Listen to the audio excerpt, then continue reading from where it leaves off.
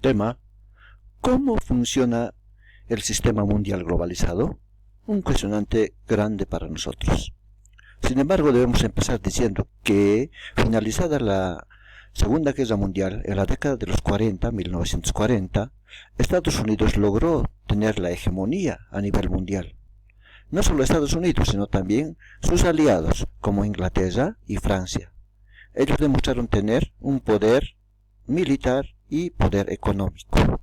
En este sistema basado en instituciones y reglas que cambió la disputa destructiva por relaciones más cooperativas y de interés más solidarias, el crecimiento económico y la estabilidad económica fueron fundamentales en este tiempo. De esa manera, los países que estaban al lado del capitalismo fueron colaborados, apoyados por Estados Unidos. Bueno, así está el sistema mundial, bajo la hegemonía de Estados Unidos. Pero eso no siempre fue así. Durante el periodo de la Guerra Fría, de 1940 hasta la década de los 80, el mundo se dividió en dos: el bloque capitalista y el bloque comunista. ¿Ya? Estados Unidos y sus aliados del bloque liderizado por la Unión Soviética. Esos dos se enfrentaron ideológicamente. Bien, en este periodo hubo un enfrentamiento ideológico, pero al mismo tiempo demostraron su poderío militar, sus armamentos, armas nucleares en todo el mundo, estas potencias. Este enfrentamiento no fue directo, sino fue que estas potencias permitieron que haya conflictos en otras naciones, en otras regiones. De esa manera tenemos, por ejemplo, la crisis de Berlín, por ejemplo, o el conflicto árabe-israelí, la guerra de Corea, la guerra de Vietnam, la guerra de misiles o la crisis de misiles en Cuba, etc.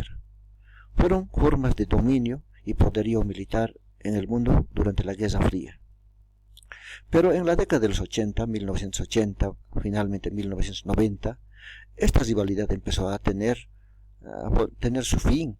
Estados Unidos logró su hegemonía, haciendo que Rusia prácticamente se convierta en un estado no comunista, sino ya de tipo capitalista, a través de la perestroika y la glasnost, con sus diferentes gobiernos de turno.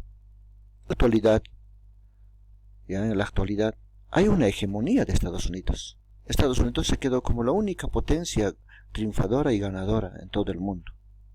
Sin embargo, también se nota que aquí surge otra potencia, China, y algunos estados europeos. Estados Unidos en este momento demuestra su poderío militar, su poderío económico. Él fue el artífice de la conformación de varias organizaciones internacionales como la ONU, entre otras, y es parte. Estados Unidos se une, hace sus tratados con el presidente de China. Esta es la situación de Estados Unidos. En este contexto, ¿cuál es la situación de los estados subdesarrollados como los países del tercer mundo? ¿Cuál es nuestra situación?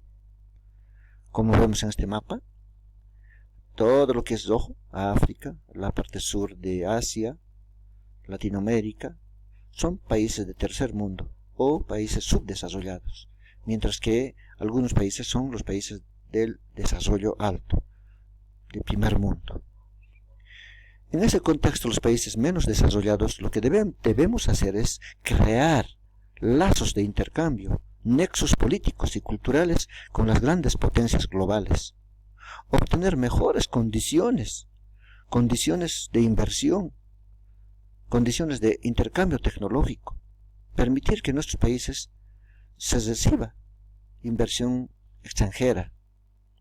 Pero eso no siempre ocurre. Tenemos gobiernos, en algunos países subdesarrollados, tenemos gobiernos autoritarios que no permiten tal desarrollo. De esa manera entonces encontramos una diferencia abismal económicamente. Mientras unos pocos acumulan mucha riqueza, el resto de la población nos quedamos sin nada, como vemos en este gráfico.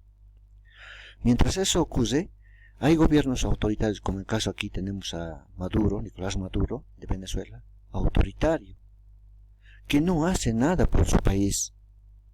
Más bien, este presidente permite el atraso, ¿ya? No permite, por ejemplo, la inversión extranjera. Con eso está permitiendo la extrema pobreza. Y por otro, ¿qué pasa con el sistema internacional que no dice nada con esto de la brecha tecnológica, la brecha económica, los gobiernos autoritarios y otros problemas internacionales y comunes? ¿Por qué el sistema internacional no dice nada?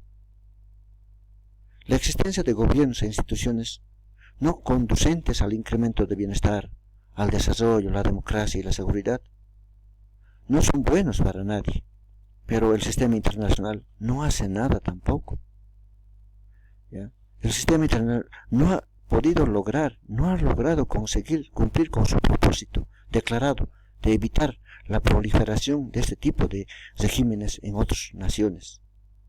Esta es la situación actual del sistema internacional en el mundo. Con esto, jóvenes, ya estamos finalizando nuevamente otro tema. Hasta luego, jóvenes.